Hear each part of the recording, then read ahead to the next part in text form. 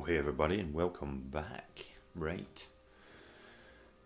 Well, I was looking through the newspaper, not newspapers, I was looking through the online rags today, and I spotted this little gem from The Guardian, and we all know how fucking reliable a news source The Guardian is. But we're gonna dissect this little fucking pile of shite and try and see where the bullshit comes from. Now, we all know there's bullshit involved in this by all means, but let's just look through it. So, let's dive right in. Right. I think by the first paragraph it says, number 10 denies claims Boris Johnson groped Sunday Times journalist. Charlotte Edward alleges the then Spectator editor touched her leg high up at a 1999 lunch. Right, okay, so... Right, 1999, let's see, how old was I in 1999? I was 17. Right, I was 17 in 1999, so I was touching a lot of fucking girls' legs high up in the 90s. Trust me on this one. Right, this is the state of the... Jesus Christ, right, this is how MeToo is in Britain, right? But what isn't just the fact about they're trying to MeToo him, it's the timing of this MeToo moment. Awfully fucking convenient as far as I'm concerned. They're trying everything they can to smear the shit about smear Boris. They've done it consistently over the past X amount of months since he's became Prime Minister. Started off with his neighbours trying to slander him with the whole video thing, the whole recording of him and his girlfriend going at it, which still has never came up. They call... Seriously, we get Ian Blackford in Parliament, right? That little snivelling shit weasel fucking for the SNP. Calling Boris Johnson a racist, and would even the Speaker of the House, John Bercow, who is a fucking asshole, right, shouts him down for it because it's just out of the fucking line. Right, they're trying everything they can to undermine the democratic will of the people by undermining the confidence in the people trying to push this through. This is what this whole thing is, and we're going to read how they frame this.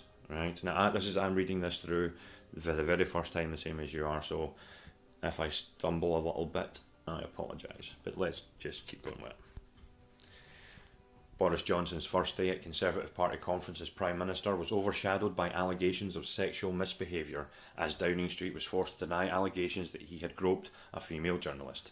See, they're making it out to say it was this is what he's denying, allegation. Right, okay. Even if he did touch this lassie high up in the thigh, it could have just been a gentle, sort of like, don't worry about it, sitting down, leaning over to touch it like that, and innocently just... Like, say they were sitting down next to each other. Paint a picture. You can't see me, right? But let's paint a picture in your mind here, right? Imagine whatever lassie you want to be as this chick, right? And imagine Boris Johnson sitting next to them at a dinner table, having lunch, right? Now, could have been sitting there quite happily. I think she mentioned something to you, just don't worry about it, and just pats her on the thigh. Not even in any kind of way possible, but could have been bad. That's possibly what could have happened. That sounds more reasonable for anything.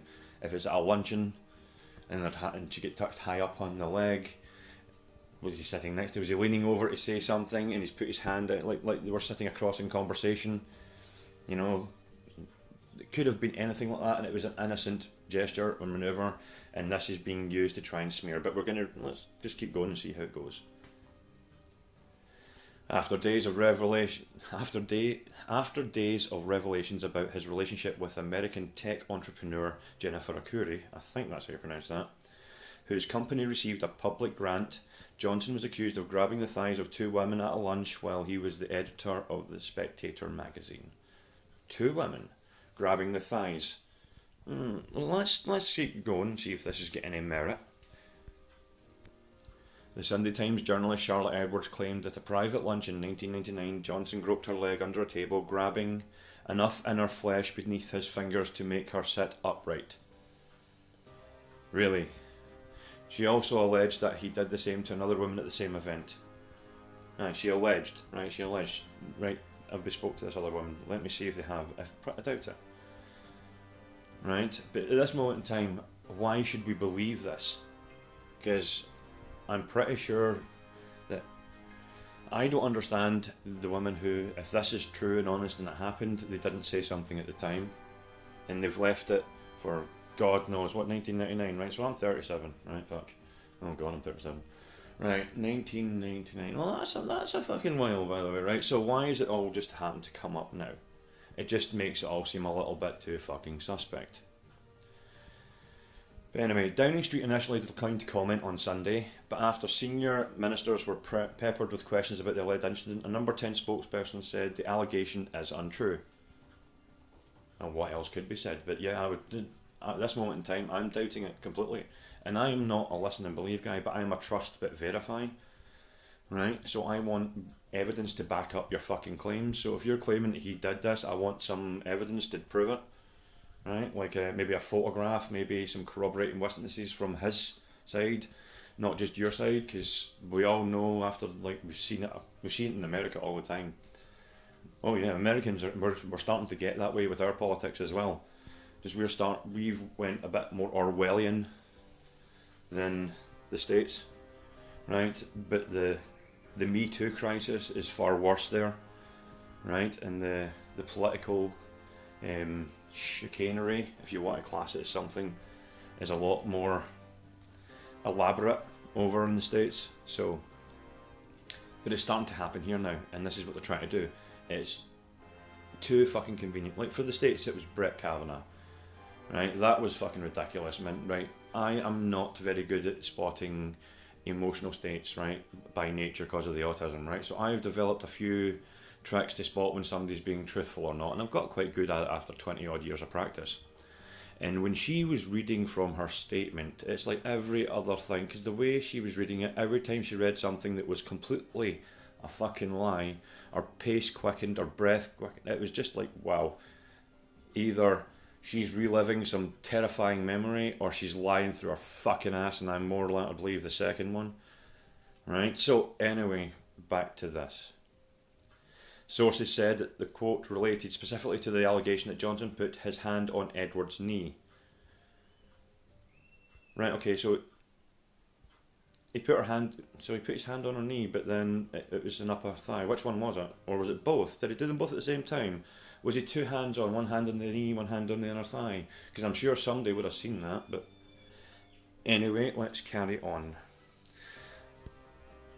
The Prime Minister is said to be furious at the claim, which Downing Street insiders privately described as bollocks and nonsense. Okay, that's good. Edwards tweeted on Sunday night, if the Prime Minister doesn't recollect the incident and clearly have a better memory than he does. I'm pretty fucking sure you don't, but anyhow. Right, oh yeah, so, cool. Right. Oh, right. Matt Hancock, the Health Secretary who ran against Johnson for his party leadership, was initially criticised for suggesting the issue related to Johnson's private life. Johnson never lectured people about private lives, he said. Sorry, I'll read that again. Matt Hancock, the Health Secretary who ran against Johnson for his party's leadership, was initially criticised for suggesting the issue related to Johnson's private life. Johnson never lectured people about their private lives, he said. Right, okay. My apologies for that one. Anyway, however, Hancock later told Channel 4 News of Edwards, I know her and I know her to be trustworthy. Right, so he's rolled it back in because... and oh, Amber Rudd, what a fucking lovely lady she is. I agree with Hancock. Yeah, okay. Johnson had hoped to use this week's conference in Manchester to drive home his Get Brexit Done slogan and to highlight a series of domestic policy announcements including the NHS, law and order and schools. But has been dogged by allegations about his personal conduct since he launched his Tory leadership campaign earlier this year. Like I'm saying, it has been a massive, massive, massive smear campaign, especially by the fucking Guardian. Come on, the Guardian couldn't lie straight in a fucking bed, never mind actually tell the truth about something. They have a completely, and I mean ridiculously left-leaning bias, and I mean to the point of socialist left.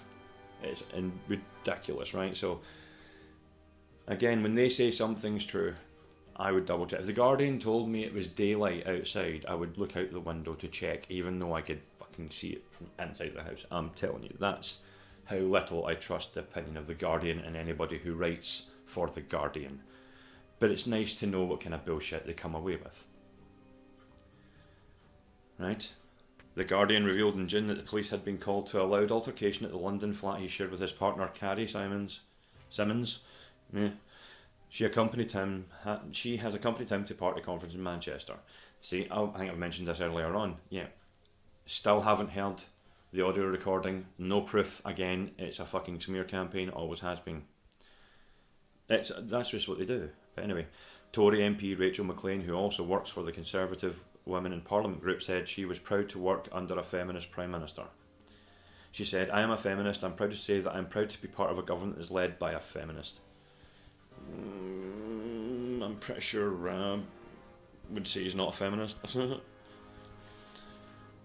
Former Defence Secretary Penny Mordaunt said Johnson has the style of Frank Spencer in a china shop, but he is a decent person and I think he cares a great deal about women and girls. Okay, I'll kind of give her that one actually. That's a fair description. He's a decent bloke and he gives a shit about people. Right, and he's just what I would call the quintessential bumbling Englishman, but still.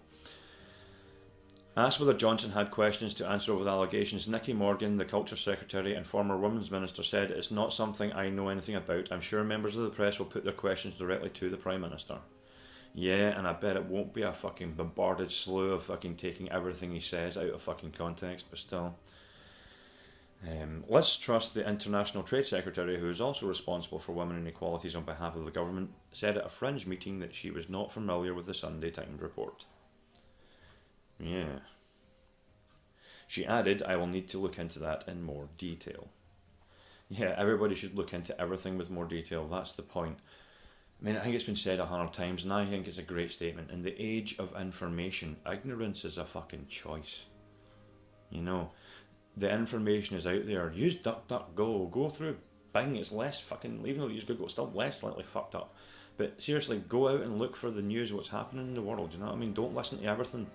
The scandal rags of the UK, or the scandal news outlets of the UK and the United States, fool you into believing things are fucking swimming and people are doing, oh, this is for other people. It's not. It's for money. Everything's about money.